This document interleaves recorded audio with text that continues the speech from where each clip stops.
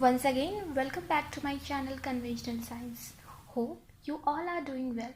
In our previous video, we talked about the introductory part of tissue culture, in which we study about the definition of tissue culture, the requirements, and the two general types of culture, callus culture and cell suspension culture, which are used in tissue culture. In our current video, we are going to discuss about the various plants which we used for the production of whole plants in plant tissue culture. So let us start our today's video. Somatic embryogenesis.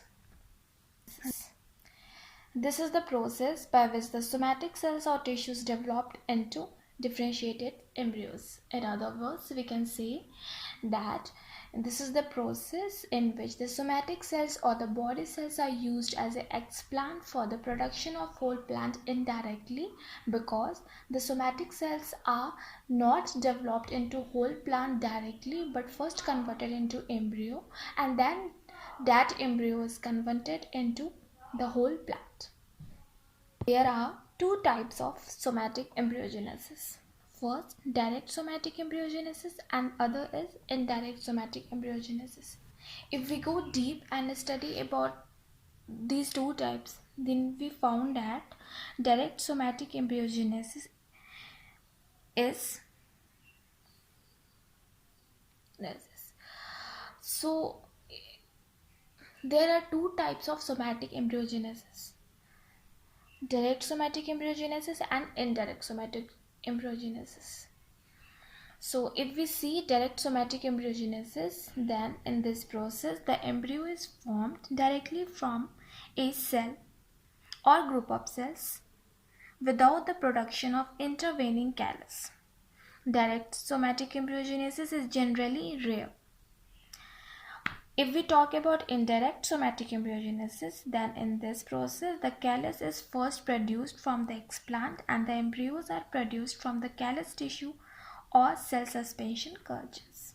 So that is the basic difference between these two types of somatic embryogenesis. Then move towards the next process, that is organogenesis. Here the name itself suggests that it is the process of production of organs. So if we define it, then we can say that the process of organs either direct. Now move towards our next process, that is organogenesis. Here the name itself suggests that it is the process of production of organs either directly from an explant or from a callus culture. This process depends upon adventitious organs arising either from a callus or culture or directly from an explant, or on the formation of axillary bud to regenerate whole plant from some type of tissue culture. Then that organs are used for the production of whole plant. So this is all about organogenesis. I hope you understand it. You can also take screenshots of my notes.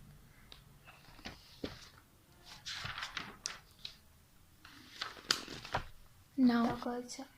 You know anthoculture from your very childhood that it is a male reproductive part of any flower.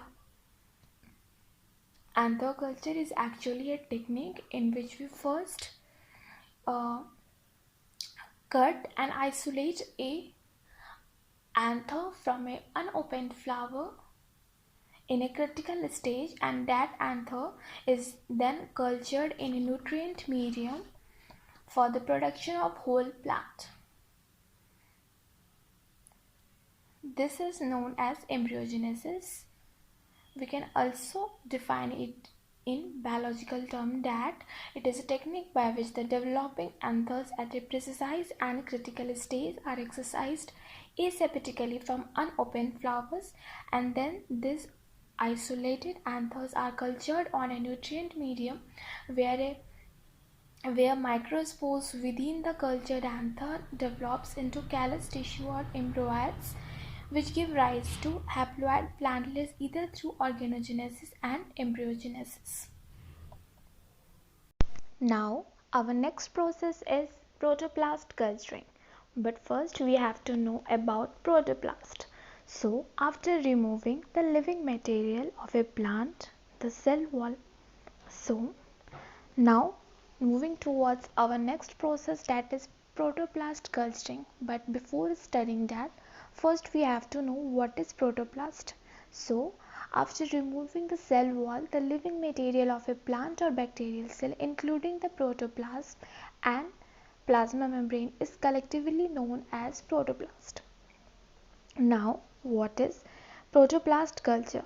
So when we isolate a protoplast from a plant and cultured it in an appropriate medium, then there is a regeneration of cell wall and callus, and then that callus is used for the production of whole plant.